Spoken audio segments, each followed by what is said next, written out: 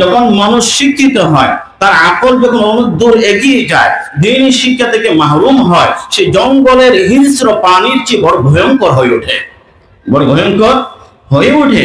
এই জন্য দিনী শিক্ষা থাকলে রাত্র অন্ধকারে টাকা কুড়িয়ে পেলে দিন দুপুরে ফেরত দেবে, আর দিনী শিক্ষা না থাকলে দিন দুপুরে মানব সবাই করে টাকা কি করে চিন্তায় করবে। দিনী শিক্ষা, তো দিনী শিক্ষার শ্রেষ্ঠত্বের জায়গা হলো জীবনের মৌলিক প্রশ্নগুলো আমরা শুধুমাত্র দিনী শিক্ষার মাধ্যমে পাই, কোনো মাধ্যমে পাওয়া যায় না। হ্যাঁ, এগুলো আমাদের জরুরত পুরা করে, কিন্তু আমাদের জন্য কি নয়, জরুরি নয়। একথাও মনে রাখবেন, এই যে দ্বীনি শিক্ষার বাইরে যত শিক্ষা আছে তাও টিকিয়ে রাখার জন্য দ্বীনি শিক্ষা দরকার। দ্বীনি শিক্ষা না হলে ওগুলো শেখানোর কোনো সুযোগ থাকবে না। বাড়িয়ে বললাম, মোটেও না। কারণ হলো আমরা বলি যতদিন দ্বীনি শিক্ষা আছে ততদিন হয়তো হার্ভার্ড, অক্সফোর্ড, আপনার ঢাকা ইউনিভার্সিটি সবই থাকবে। যদি এই পৃথিবীতে দ্বীনি শিক্ষা না থাকে, আল্লাহ বলার কোনো লোক না থাকে, তাহলে শুধু হার্ভার্ড, অক্সফোর্ডের কারণে কি আল্লাহ পাক এই পৃথিবী টিকিয়ে রাখবেন? মোটেও না। লা তাকুমু সা হাত্তা ইউকাল আল্লাহ আল্লাহ। যখন আল্লাহ বলার লোক থাকবে, আল্লাহ পাক পৃথিবী টিকিয়ে রাখবেন।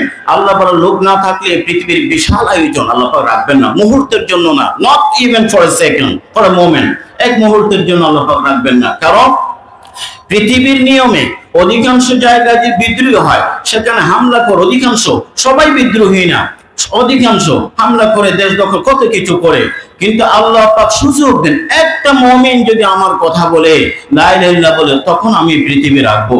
এই পৃথিবী টিকে আছে কেন? সায়েন্স পড়ানো হয়ে জন্য নাকি দিন শেখানো হয়ে জন্য?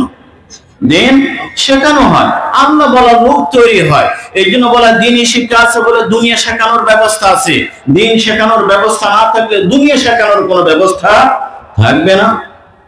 এটা হয়তো আমি আপনি কতটুকু উপলব্ধি করে জানি না, পৃথিবীর সবাই উপলব্ধি করে, অন্যান্য মখলুকাত। না হলে সাগরের গভীরে মাছ আপনাদের জন্য কেন দোয়া করে? হাদিস শরীফে আছে না?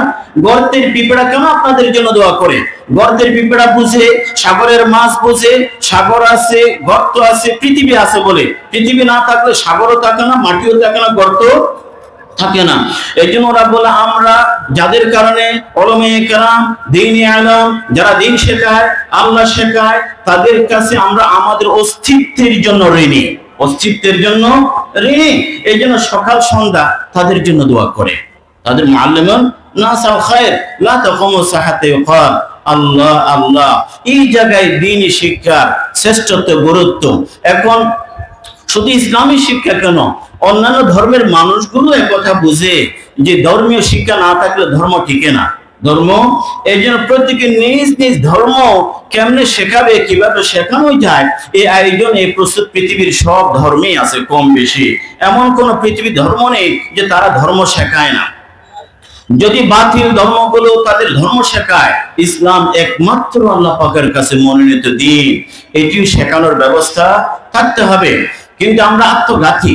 পৃথিবীর অন্যান্য ধর্মের মানুষগুলো তাদের ধর্মীয় ব্যক্তিত্বকে শ্রদ্ধা করে, গুরুত্ব দেয়। আমি ওই যে ব্যাংককের এয়ারপোর্টে দেখেছি, এই যে কাউন্টার ফর আলাদা বুদ্ধিস্ট মঙ্কস, তাদের পুরোহিত বা তাদের জন্য আলাদা একটা ভিআইপি সার্ভিস রেখেছে। অথচ কোন মুসলিম বিশ্বে ওলামায়ে কেরামকে এভাবে বিশেষ সম্মাননা দেবার কোন আয়োজন চোখে পড়েনি। তারা তাদের ধর্মীয় শিক্ষাকে গুরুত্ব দেন। মুআজ্জাজ হাজরিন, সে দ্বীনি শিক্ষা সময়ের দিকে তাকাচ্ছি, এই দ্বীনি শিক্ষা কারা দিচ্ছে? এই যে ওলামায়ে কেরাম বসা, ওলামায়ে কেরাম, সেই ইতিহাস তো দীর্ঘ, সেই ইতিহাস দীর্ঘ। ওলামায়ে কেরাম এই পৃথিবীতে দেখেন, আল্লাহ পাক প্রত্যেকটা জিনিসের একটা বিপরীত সৃষ্টি করেছেন। আলো আছে, অন্ধকার আছে, রাত আছে, দিন আছে, ঠান্ডা আছে, গরম আছে, সাদা আছে, কালো আছে, এবং সুস্থতা আছে, অসুস্থতাও আছে, অভাব আছে, সচ্ছলতা আছে। যদি বিপরীত দিকটা না থাকতো, মানুষ নিয়ামতের কদর করতো না, নিয়ামতকে মূল্যায়ন করতো না। এই জন্য হযরত ওমর ইবনে খাত্তাব রাদিয়াল্লাহু আনহু বলেন, আমরা যারা আগে ইসলামের আগে শিরকের মধ্যে মূর্তি পূজা ইত্যাদি ছিলাম, আমরা এই যে ইসলামটাকে এই যে তিলে তিলে পেয়েছি, আমরা ইসলামকে কদর করি। যারা এক সময় জাহিলিয়ত দেখে নেই, তারা ইসলামের এই নিয়ামতটাকে, যেমন আমরা জন্মগত মুসলমান, ইসলামটাকে আমরা তো এপ্রিশিয়েট করছি না, গুরুত্ব দিচ্ছি না। কিন্তু ন মুসলিম সে আসলে ইসলামকে গুরুত্ব দেয়। কেন? সে জানে অন্ধকারে থাকার এই যে হাবুডুবু খাওয়ার বিপর্যয়টা কেমন। আমরা শুরু থেকেই আলো পেয়ে গেছি, কখনো অন্ধকারের সম্মুখীন হয়নি। মুআজ্জাজ হাদিরিন, এই জন্য আল্লাহ পাক দেখেন বিপরীত জিনিস রেখেছেন। এই পৃথিবীতে উলামায়ে কেরাম এই ইলমের গুরুত্ব বুঝবেন। যদি জাহালত, মূর্খতা, অজ্ঞতা সারাদিন না থাকতে ইলমের কদর বুঝতেন না। উলামায়ে কেরাম আছে, থাকতে হবে, কারণ লজিক সেটি বলে, যুক্তি সেটা বলে। এই পৃথিবীতে ফিরআউন নাই, এই যে কারুন নাই, নমরুদ নাই, আবু জাহাল নাই, আবু লাহাব নাই, কিন্তু ওরা না থাকলেই হবে কি হবে? ওদের ওই যে চেতনা লালন করে, ওদের দূষর, ওদের সাঙ্গপাঙ্গ, ওদের এই চিন্তাধারা লালন করে, অথবা তাদের বংশধর, অথবা তাদের উত্তরসূরির কি অভাব আছে পৃথিবীতে? অভাব নেই। এখনো সে কারণই মানুষের কথায় বলার ব্যবসায়ী তো আছে, যেটা আমার স্কিল, আমার দক্ষতা, এই পয়সা। এরকম প্রতাপশালী স্বৈরাচারী শাসকরা আছে যারা ফেরাউনের সুরেই কথা বলে, নমরুদের কণ্ঠেই কথা বলে, আবু জাহেলের গলায় কথা বলে। এরকম এখনো মানুষ আছে। যদি এই সমস্ত খোদাদ্রোহী, আল্লাহদ্রোহী, যাদের উপরে সরাসরি আযাব নেমে আসছে, তারা যদি তাদের লোক রেখে যেতে পারে, আল্লাহ পাক বলেন, আমি ইব্রাহিম, ইসমাইল, মুসা, ঈসা, নূহ, ইসহাক এবং আমার পয়গম্বর সরকার আলম মুহাম্মদ সাল্লাল্লাহু আলাইহি ওয়াসাল্লাম, তাদেরও আমরা উত্তরসূরি রেখে যাব। তাদের উত্তরসূরি রেখে যাব। তারা কারা? আল উলামা ওয়ারাসাতুল আম্বিয়া। আল উলামা ওয়ারাসাতুল, শুধু ওয়ারাসাতুল নবী নয়, নবীদের সমস্ত পবিত্র কাফেলার তার উত্তরসূরি, নবীদের সমস্ত পবিত্র কাফেলার উত্তরসূরি। কারণ আমার কোটি কোটি বান্দাকে যখন টেলিভিশনের মাধ্যমে, নাটকের মাধ্যমে, সিলেবাসের মাধ্যমে, পত্রিকায়, সামাজিক যোগাযোগ মাধ্যমে যখন কোটি কোটি বান্দাকে জাহান্নামের পথে দলে দলে রাতে দিনে ডাকবে, আমার কিছু নিবেদিত প্রাণ উলামায়ে কেরাম বান্দা থাকবে, তারা উল্টো মানুষকে জান্নাতের পথে ডাকবে, জান্নাতের। তো আপনারা, আমরা দুনিয়াতে সমাজে জাহান্নামের পথে যারা ডাকে, গায়িকা, অভিনেতা, অভিনেত্রী, আর কত অপরাধ জগতের মানুষ, তাদের প্রয়োজনীয়তা সমাজ অনুভব করে, নাউযুবিল্লাহ। আর যারা জান্নাতের পথে ডাকছে, কাফেলা মাদ্রাসা থেকে তৈরি হয়, তাদের কি মনে করে সমাজে নাকি বুঝা, বেকারত্ব বাড়ায়, ও প্রয়োজনীয় অংশ, একথা বলে, একথা বলে। আমরা বলে আম্বিয়া কেরামের কাফেলাও থাকবে, কিয়ামত পর্যন্তই থাকবে। মিথ্যা বলার লোক থাকলে সত্যের পথে আহ্বান করার লোকও থাকবে। আর সেই ইলম যারা ধারণ করে, লালন করে, আমরা তাদেরকে বলি উলামায়ে কেরাম। দেখেন উলামায়ে কেরামের ইতিহাস তো আমাদের ইতিহাসে অনেক কিছুই পড়ানো হয়, কিন্তু উলামায়ে কেরামের সে গৌরবোজ্জ্বল অতীত, এই কোরবানি, এই ত্যাগের কথা আমাদের সমাজে পড়ানো হয় না, জানানো হয় না। আর দেশে নয়, পুরো পৃথিবীতে যদি বলে যা কিছু ভালো অর্জন, সেখানে কোনো না কোনো এক মহিষী বড় আলিমের বড় অবদান, ত্যাগ নজরে পড়ে।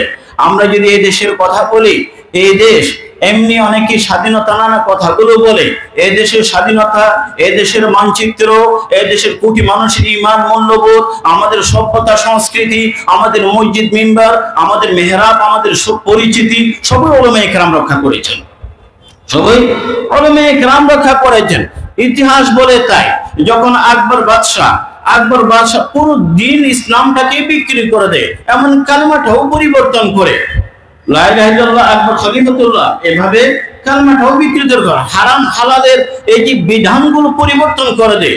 সেদিন কি কোনো বিজ্ঞানী, কোনো কৃষিবিদ, কোনো রাজনীতিবিদ, কোনো অথবা সায়েন্টিস্ট, কোনো বড় ব্যবসায়ী কি দিন রক্ষা করেছে? নাকি মুজাদ্দিদ আল-ফিসানি রহমাতুল্লাহ এগিয়ে আসছে?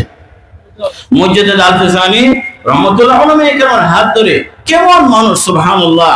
মুজাদ্দিদ আল-ফিসানিকে যখন জেলে ভরে দেওয়া হয়, জেলের এই যে জেল রক্ষী, সেই বলে এই লোকটাকে বের করে দেন, কারণ যারা পশু ছিল ওদেরকে মানুষ করে ফেলছে, আর যারা মানুষ ছিল ওদেরকে ফেরেশতা বানিয়ে ফেলছে, ওদেরকে ফেরেশতা বানিয়ে ফেলছে। এরই ছিল মুজাদ্দিদ আলেমদের হাত ধরে। এরপরে যদি আপনি যান, ব্রিটিশরা পৃথিবীতে বহু জায়গায় সাম্রাজ্যবাদ ছিল, Spain, Albania, Kosovo, Melina, Philippines এবং আফ্রিকার বহু দেশে। সে দেশের ইতিহাস কি এবং আমাদের বাস্তবতা কি একটু পরখ করে দেখেন নাই যে আমরা হঠাৎ করে ঘুম থেকে উঠে 2.5 লক্ষ মসজিদ কেমনে পেয়ে গেলাম, হাজার হাজার মাদ্রাসা, এত টুপি দাড়ি, এত মূল্যবোধের সিংহর মতো ঘরকে উঠার মানুষগুলো আমরা কোথায় পেয়ে গেলাম? এরা কি বইয়ের থেকে পড়ে আসছে নাকি সুয়েট থেকে? কখনো না। কাদের মাধ্যমে? ইতিহাসটা আমাদের বলা দরকার, জানাও দরকার। মুআজ্জাজ হাদিরিন, ইংরেজরা আসে, ইতিহাস অনেক দীর্ঘ। ইংরেজরা আসে 1601 ইংরেজিতে ব্যবসায়ী, 1702 ইংরেজিতে ক্ষমতা, 100-150 বছর পুরো ভারত দখলে, সংক্ষেপে এটি ছিল ইংরেজদের পরিকল্পনা। আল্লাহ পাকের পরিকল্পনা নেই? আল্লাহ পাকের কি আছে? পরিকল্পনা আছে। আল্লাহ পাক শাহুল মুহাদ্দিলকে পাঠান, তার সন্তানদেরকে পাঠান। এভাবে করে হযরত শাহ আব্দুল আজিজ দেওয়ানতুল ফতোয়া আসলো, উলামায়ে কেরাম যুদ্ধ জিহাদের মধ্যে নেমে গেলেন। দীর্ঘ ইতিহাস। তাহলে এই যে ইংরেজরা 200-300 বছর এই দেশে থাকলো, 16 এই যে 1947 ইংরেজি পর্যন্ত 350 বছর ইসলামকে উচ্ছেদ করার জন্য, আমাদের পরিচিতি মুছে দেওয়ার জন্য এমন কোন জঘন্য পন্থা নেই যে তারা অবলম্বন করেনি। তারা দেখেছে এই দেশে মুহূর্তে মুহূর্তে আমাদের বিরুদ্ধে জিহাদ হয়, বিদ্রোহ হয়, কখনো শামিলের পবিত্র প্রান্তরে, কখনো মহীশূরে, কখনো ভালাকোটে, কখনো শৃঙ্গা। এই যে সমস্ত কাদের কারণে হয়? পরিশেষে দেখা যায় ইমানের আলো, চেতনার এই বিষয়গুলো উলামায়ে কেরাম ঝালিয়ে রেখেছেন। কারা? উলামায়ে কেরাম। মিম্বর থেকে, মেহরাব থেকে, খানকা থেকে, মাদ্রাসা থেকে। তাহলে কি করতে হবে? তারা পথ বেছে নিয়ে উলামায়ে কেরামকে শহীদ করে গুলো, কোরআনে কারীম গুলো জ্বালিয়ে পুড়িয়ে সারকার করে দাও, মাদ্রাসাগুলো বন্ধ করে দাও, মাদ্রাসা বন্ধ করে দাও। এই পথ তো সে কোরবানির কথা, ত্যাগের কথা হযরত জাফর আহমদ তানসিরি রাহমাতুল্লাহ আলাইহি বলেন, আল্লাহ মুস্তাহিকে দারকো হুকমে নজরবন্দি মিলা। হযরত শাহুল রাহমাতুল্লাহ আলাইহি যখন জিজ্ঞেস করা হয় আলীগড় ইউনিভার্সিটি, হযরত ইংরেজের বিরোধিতা আর না করে তাদের সাথে বোঝাপড়া করে একটা কি ভারতীয় মুসলমানদের জন্য কোনো সমাধান বের করে আনা যায় না? তিনি বলেন, হযরত শাহুল রাহমাতুল্লাহ আলাইহি आखिर याद अय्यामी जफा बुलाए किस तरह फरंगी से दिल किस तरह लगे किस तरह लगाए। এই যে খ্রিস্টানদের সাথে মাঠে ময়দানে এই দীর্ঘ ইতিহাস কেমন আমরা ভুলবো? তো এই যে ইংরেজরা সবকিছু করলো, তারপরেও যে মাদ্রাসা আছে, মসজিদ আছে, খানকা আছে, দাওয়াত তাবলীগের মেহনত আছে, কাদের কারণে? উলামায়ে কেরাম। ইলমের এই সিলসিলা